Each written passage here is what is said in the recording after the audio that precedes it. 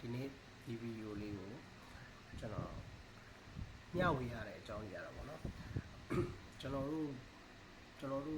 နိုင်ငံကလက်ရှိကြုံတွေ့နေရတဲ့အခက်အခဲတွေပေါ်မှာကျွန်တော်တို့မြန်မာနိုင်ငံကနေပြီးတော့လူတွေအများကြီးပြည်ပထွက်ခွာကြတယ်ညာပြည်ပထွက်ခွာရင်ဘာတွေပြင်ဆင်ရမလဲဆိုတော့သူများတွေအများကြီးတင်လာပြီးလို့ထင်တယ်ညာတင်လာပြီးကျွန်တော်လည်း live မှာတွေ့တယ်ပေါ့နော်တင်လာပြီးကြပြီပေါ့နော်ဒါပေမဲ့ကျွန်တော်ဒီနေ့တင်ပြီးမှာကလက်ရှိအနေအထားနဲ့မြန်မာပြည်ကနေထွက်တဲ့အချိန်မှာပေါ့နော်အဓိကအကြောင်းကြီးကကျွန်တော်လေစိတ်မှာကြုံတွေ့ရမယ်အခက်အခဲကိုကျွန်တော်ပြောချင်တာလေစိတ်မှာဘာတွေကြုံတွေ့ရမလဲအဲ့ဒါတွေကိုကျွန်တော်ကဘယ်လိုရင်ဆိုင်ရမလဲအဓိကဝိစားစိတ်နဲ့အဝိစားအစကျွန်တော်ပြောချင်တာဗျနော်ဒီဗီဒီယိုလေးကျွန်တော်လုပ်ချင်တာလည်းကြာပြီဒါပေမဲ့မလုပ်ဖြစ်ဘူးပေါ့နော်မလုပ်ဖြစ်ဘူးကကျွန်တော်ကလုပ်ဖြစ်ဘာကြောင့်မလုပ်ဖြစ်ပဲဘာကြောင့်မလုပ်ဖြစ်လဲဆိုတော့ဟောဗျာအကြောင်းမျိုးကြောင့်ပါဗျာကျွန်တော်မလုပ်ဖြစ်ဘူးဗျာကျွန်တော်အချိန်ပေးနိုင်တာလည်းပါတယ်ဗျာနော်အားနဲ့နံပါတ်1ကျွန်တော်ပြောမယ်လူမှာအကိုတောင်းမှာအကိုဒီမှာဒီကောင်ရှိနော်တောင်းမှာအကိုဆိုတာကတောင်းမှာလေဗျာသူ့ဟာနဲ့သူ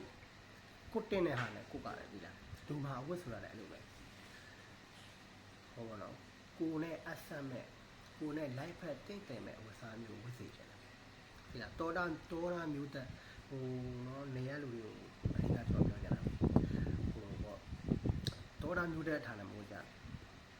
ပြီးတော့နိုင်ငံသွားမှာဆိုပြီးတော့စွတ်ကြီးနဲ့သိတယ်မလားပါဗျာဘယ်ပြောမြန်မာလူပြောမယ်ဆိုရင်ဗျာတဲ့မှာဘယ်တော့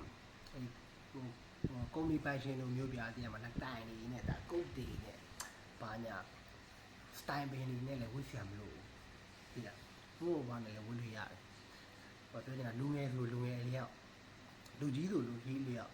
လူလက်ဆိုလူလက်အလျောက်ပေါ့နော်အဲ့လိုလေးဝတ်စေချင်တာဗျာပြီးတော့အယောင်အစားပေါ့နော်တချို့တွေကျွန်တော်စောင်းမြေကတ်စရာတွေဝတ်ကြတယ်ဗျာကျွန်တော်မြင်တယ်ဒါတော့အဲ့ဒါမျိုးကြီးရှောင်းနေကြတယ်ပြီးတော့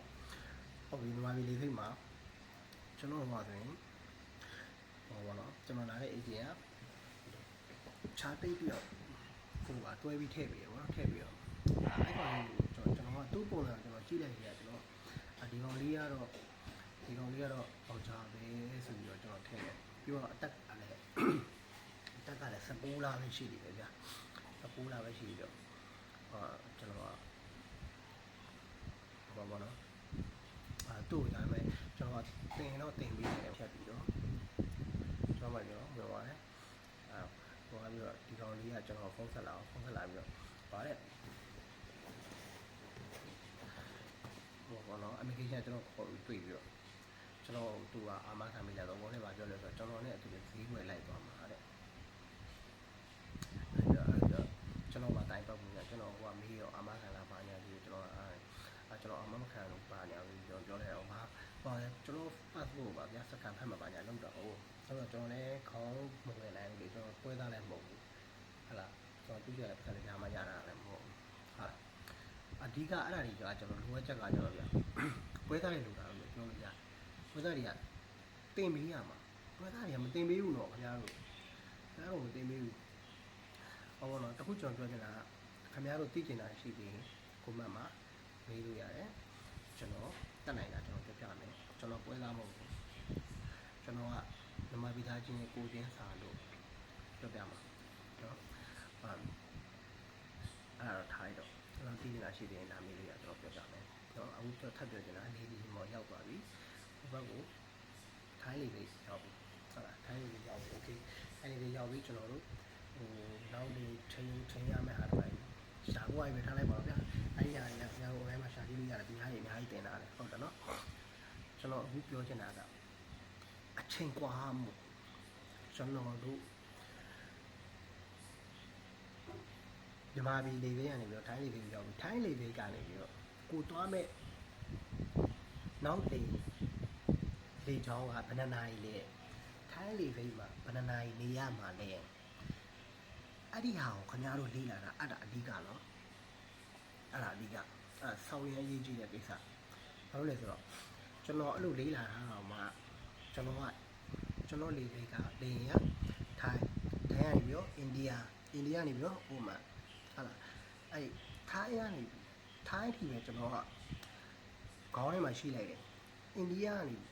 ထိုင်းကနေအိန္ဒိယနေပြီးတော့အိုမန်ဟုတ်ပြီထိုင်းနေအိန္ဒိယမှာကျွန်တော်ဘယ်လောက်ကြာအောင်မလဲဆိုတာကျွန်တော်ခေါင်းထဲမှာအတွေးမရှိလိုက်ဘူးငါမှဒေါ်လာပါလာတာပဲဆိုပြီး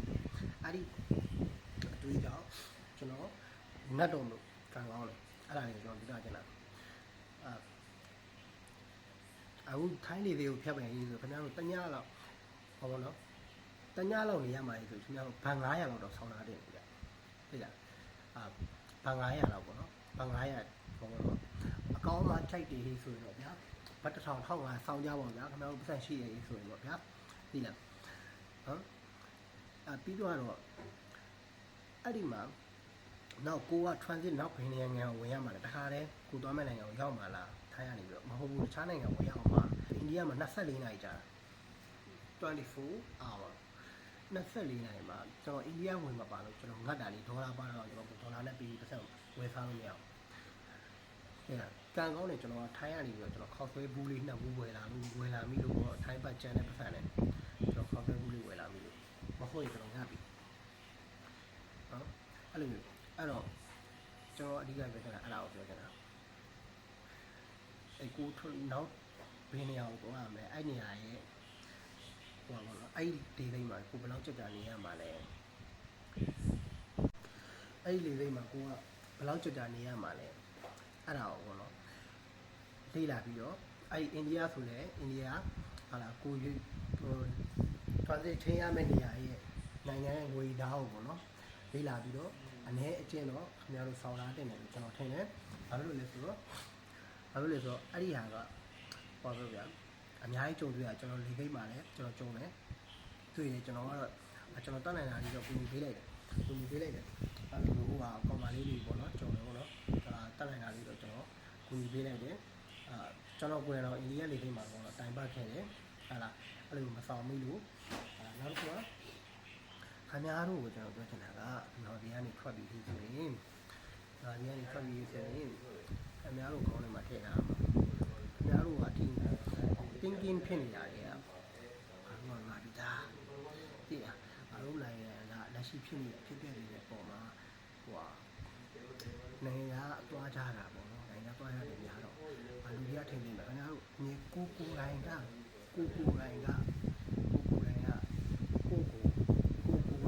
ကိုစိတ်ကရိုးအောက်သွားပြီဆိုခင်ဗျားတို့ဘယ်သူမှရိုးဆွဲမတင်ဘူးကိုရိုးကိုဆွဲတင်ရမှာဒါဘယ်နိုင်ငံဘယ်နေရာမှာပဲရောက်ခင်ဗျားတို့ကမှန်ကန်တွားလာနေတာဖြစ်တဲ့အတွက်ဘယ်ကောက်မှစောက်လို့မဆိုင်နဲ့ကြောရဲဆိုရဲရှိတဲ့ဟာကိုခင်ဗျားတို့တွေးတာနော်လေးလာတာအင်္ဂလိပ်စာတတ်တိုင်းနဲ့အင်္ဂလိပ်စာမပြောတတ်ဘူးနော်အင်္ဂလိပ်စကားတတ်တိုင်းနဲ့အင်္ဂလိပ်စာမတတ်ဘူးနော်ကြောရဲဆိုရဲရဲရကိုကတခုကြုံတယ်ဆွလီပြောရနားလေတယ်ပြန်မပြောတတ်ဘူးနားလေပြန်ပြောတတ်ရမယ်အဲ့ဒါကိုလေးလာအဲ့ဒါကိုပြောတတ်အောင်လေ့ကျင့်လေးလာဒါပေမဲ့နေလားငါလားအပြင်မှာကြုံတွေ့ရတယ်ဆိုတော့ပြောတတ်ကြပါတယ်တခုပဲ